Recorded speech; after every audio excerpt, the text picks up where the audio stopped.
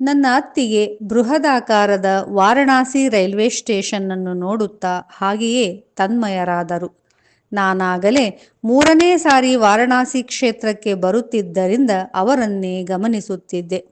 ಅತ್ಯಂತ ವಿಶಾಲವಾದ ಕಟ್ಟಡದ ಮಧ್ಯಭಾಗದಲ್ಲಿ ಮೇಲ್ಛಾವಣಿಗೆ ಒಂದು ಕಡೆ ವಾರಣಾಸಿ ಎಂದು ರಾಷ್ಟ್ರೀಯ ಭಾಷೆ ಹಿಂದಿಯಲ್ಲೂ, ಮತ್ತೊಂದು ಕಡೆ ಆಂಗ್ಲ ಭಾಷೆಯಲ್ಲಿ, ಮಧ್ಯಭಾಗದಲ್ಲಿ ಧರ್ಮಚಕ್ರದ ಸಂಕೇತದ ಕೆಳಗೆ ಬೃಹತ್ ಗಾತ್ರದ ಗಡಿಯಾರ ಅಳವಡಿಸಿರುವುದು ಆಕರ್ಷಕವಾಗಿತ್ತು.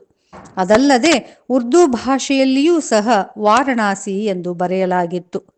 ರೈಲ್ವೆ ನಿಲ್ದಾಣದ ಇಕ್ಕೆಲಗಳಲ್ಲಿ ಗೋಪುರ ನಿರ್ಮಾಣ ಶೈಲಿಯು ಆಕರ್ಷಕವೆನಿಸಿತ್ತು.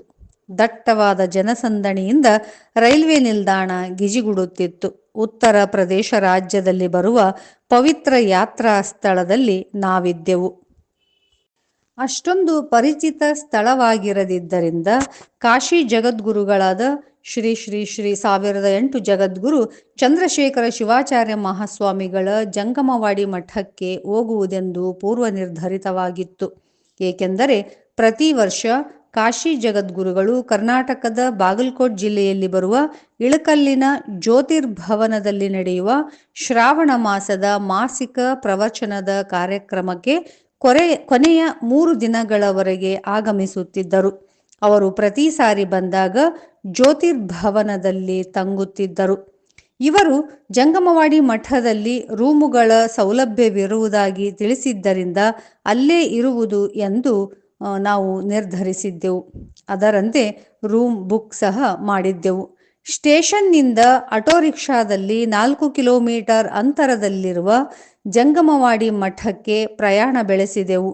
ರೂಮ್ ಬುಕ್ ಆಗಿದ್ದರಿಂದ ಆರಾಮದಾಯಕವಾಗಿ ನಾವು ನಮ್ಮ ಲಗೇಜ್ಗಳನ್ನು ಇಟ್ಟು ಸ್ನಾನ ಮಾಡಿ ಹೊರಗಡೆ ಹೋಗಲು ಸಿದ್ಧರಾದೆವು. ನೆನಪಿಗೋಸ್ಕರ ಜಂಗಮವಾಡಿ ಮಠದ ಮುಂದೆ ನಿಂತು ಒಂದು ಫೋಟೋ ಕ್ಲಿಕ್ಕಿಸಿಕೊಂಡೆವು. ಆದರೆ ಆ ಸಮಯದಲ್ಲಿ ಜಗದ್ಗುರುಗಳು ಮಠದಲ್ಲಿ ಇರಲಿಲ್ಲ. ಅವರು ಕರ್ನಾಟಕದ ಗದಗ ಜಿಲ್ಲೆಯಲ್ಲಿ ನಡೆಯುವಂತಹ ಒಂದು ಧಾರ್ಮಿಕ ಪ್ರವಚನ ಕಾರ್ಯದಲ್ಲಿ ಪಾಲ್ಗೊಂಡಿದ್ದರು ಎಂದು ತಿಳಿಯಿತು.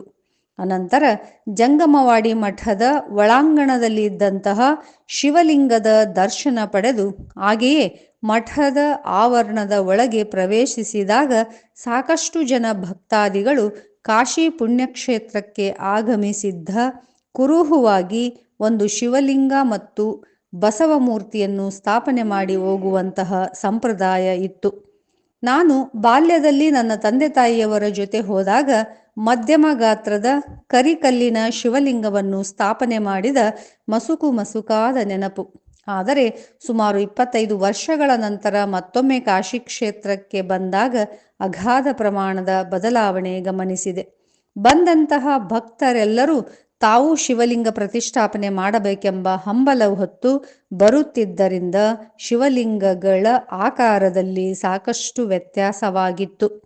ಚಿಕ್ಕ ಗಾತ್ರದ ಬಿಳಿಯ ಕಲ್ಲಿನ ಶಿವಲಿಂಗ ಮತ್ತು ಬಸವನ ಮೂರ್ತಿಗಳಿದ್ದವು. ಅವುಗಳನ್ನು ಪ್ರತಿಷ್ಠಾಪಿಸುವ ಮೊದಲು ಅಲ್ಲಿಯ ಅರ್ಚಕರ ಜೊತೆ ಮಾತನಾಡಿ ಪೂಜೆಗೆ ಸಿದ್ಧತೆ ಮಾಡಿಕೊಂಡು ಮೂರ್ತಿಗಳನ್ನು ಪ್ರತಿಷ್ಠಾಪಿಸುವಂತಹ ಒಂದು ಸಂಪ್ರದಾಯವಿದೆ. ಹೀಗಾಗಿ ಆ ಪ್ರದೇಶದಲ್ಲಿ ಭಕ್ತರೆಲ್ಲರ ಇಷ್ಟಾರ್ಥ ನೆರವೇರಿಸುವ ಉದ್ದೇಶದಿಂದ ಲಕ್ಷಾಂತರ ಶಿವಲಿಂಗ, ಬಸವನ ಮೂರ್ತಿಗಳು ಪ್ರತಿಷ್ಠಾಪನೆ ಮಾಡಿದ್ದು ವಿಶೇಷವೆನಿಸಿತು. ಕರ್ನಾಟಕದ ಬಹುತೇಕ ಜನರು ಜಂಗಮವಾಡಿ ಮಠದಲ್ಲಿ ತಂಗುತ್ತಿದ್ದುದು ಸಹ ವಿಶೇಷ.